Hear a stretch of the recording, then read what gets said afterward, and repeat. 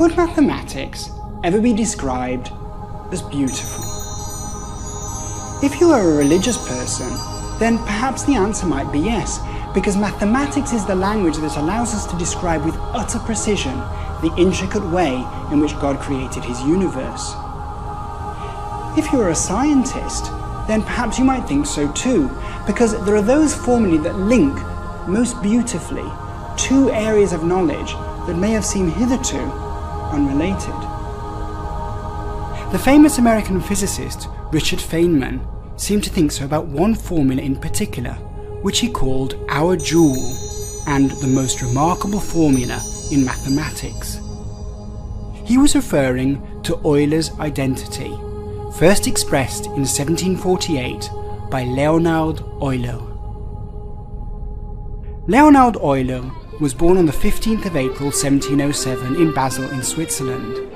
His father, Paul, was a church minister, so religion was an important part of his formative years.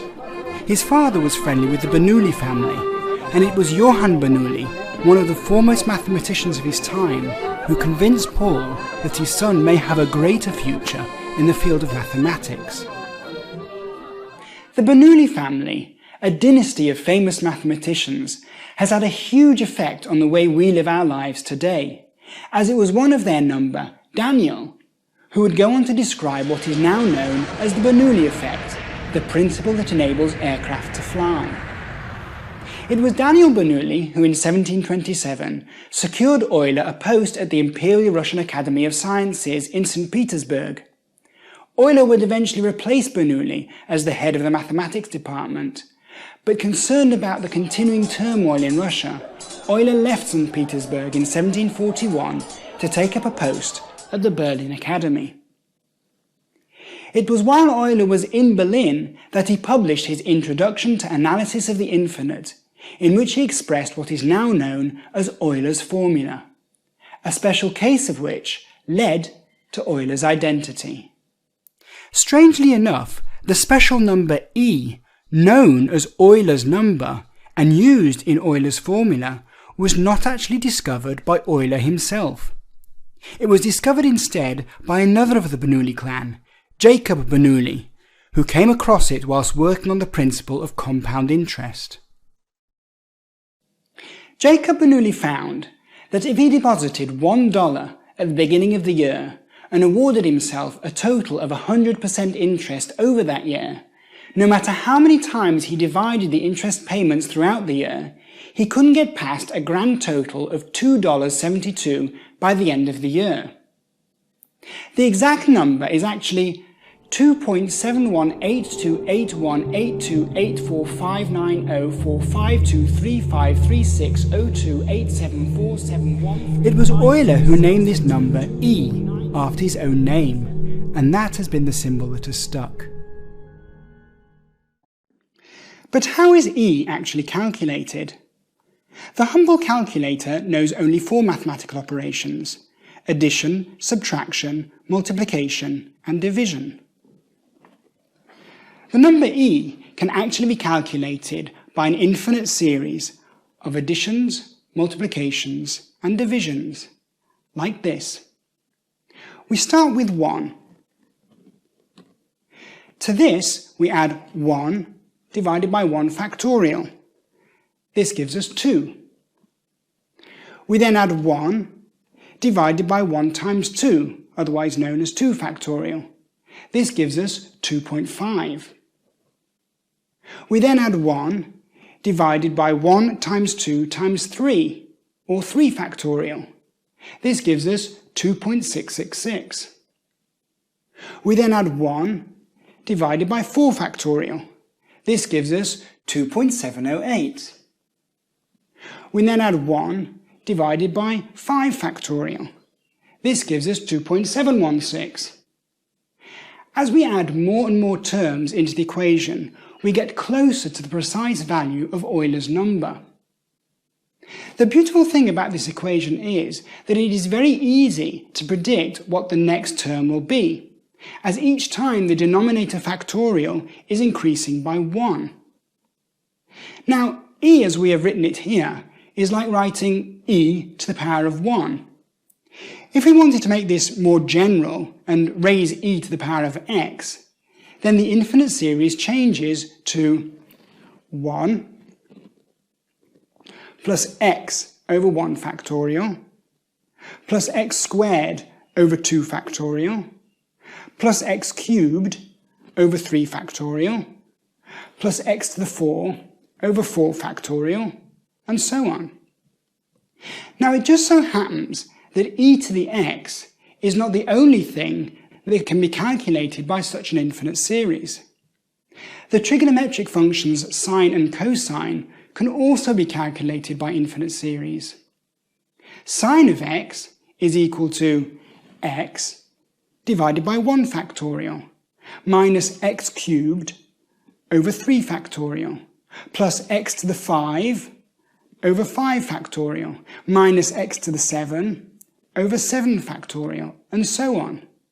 Again, it's easy to predict the continuation of this series, as each time the denominator is increasing by 2, as is the power to which we are raising x.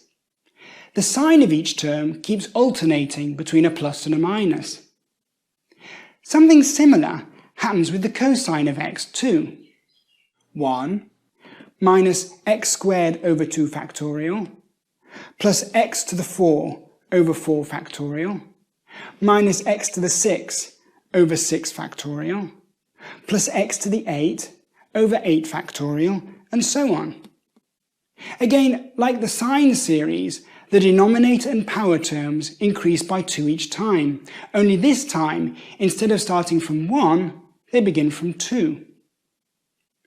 The infinite series for cosine, sine and e look so similar to each other that you might be forgiven for thinking that there is a relationship between them. If we were to add the cosine and sine series together, would that give us Euler's number? Well, unfortunately not. There's a little problem. The problem is that the signs between the terms in the sine and cosine series keep changing, whereas in the series which calculates Euler's number, they don't. If only there was some way we could sort out this series, some number we could multiply the x term by to make the two equations equal each other. In order to make the equations equal, the something we would need to multiply x by when it was squared would have to equal minus 1. The same would be true when x was cubed, again when x was raised to the power of 6 and 7 and so on. The problem is, when we square a number, the result is always positive, not negative.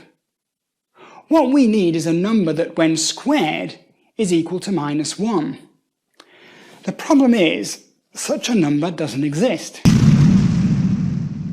The brilliant thing about mathematicians is that when they're on their way to some wonderful mathematical discovery, they don't let a little thing like numbers not existing stop them. After all, mathematics is the science of numbers, so if a number rather inconveniently doesn't exist, well, they just jolly well go out and invent one. As it happens, Euler's identity wasn't the only place where it would have been useful to have a squared number equaling minus 1. The same problem was happening all over mathematics. And so was born the imaginary number I. I is the only number that, when squared, gives us a negative result, namely minus 1. By now, you might have tried plugging the number minus 1 into your calculator and hit the square root button. Your calculator, unless it's a very clever one, will have gallantly refused to give you an answer. Maybe the word error is currently showing on its readout. That's because your calculator is a rational piece of electronics and cannot deal with numbers which don't exist. However, in the eyes of a mathematician, just because a number doesn't exist doesn't mean that it cannot be useful. What happens if we take Euler's number and raise it not to the power of x, but to the power of I, the square root of minus 1, times x? This will give us 1 plus ix squared over 2 factorial plus ix cubed over 3 factorial, plus ix to the 4 over 4 factorial, and so on. But we just said that I is the square root of minus 1. Therefore, if we square it, we'll just get minus 1. Just look at that term over there. There we have ix squared. So we could rewrite those brackets as minus x squared. Now I cubed is the same as I squared times I, so that term can be written as I squared, which is equal to minus 1, times I times x cubed. I to the power of 4 is the same as writing I squared times I squared, so minus 1 times minus 1 equals 1. So that term there is just x to the power of 4. This is beginning to look like the series we worked out before for cosine of x plus sine of x. Now we have some terms that are real, i.e. they're not multiplied by I, and some terms that are imaginary, the terms that are multiplied by I. Let's highlight the real terms in blue and the imaginary terms in red. Now let's move everything around so that we group the real and imaginary terms together. All the imaginary terms are multiplied by I, so we can factor I out. Now the real terms are the terms we use to calculate cosine of x, and the imaginary terms are the terms we use to calculate sine of x. It's just we've multiplied them all by I. So there is a relationship between Euler's number and cosine and sine. It's just that we have to raise e to the power of ix and multiply the sine term by I in order to make the maths work.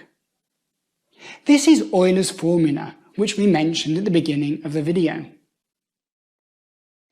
I said that a special case of Euler's formula led to Euler's identity, which the physicist Richard Feynman found so beautiful.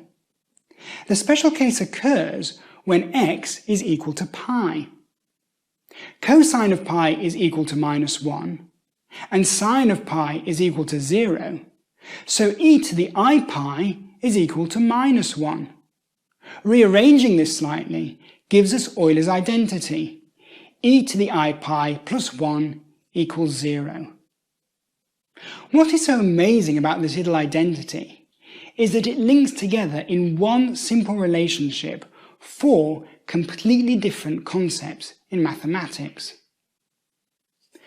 Euler's number, pi, the cosine and sine functions, and the imaginary number I. And that, in mathematical terms, is beautiful.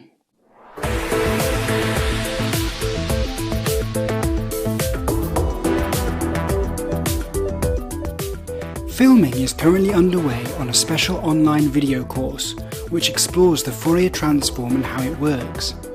This video forms part of the module on complex numbers, the language used to express the Fourier transform. To reserve your free module from the course, click on the information card appearing at the top of your screen now, or click on the link in the video's description.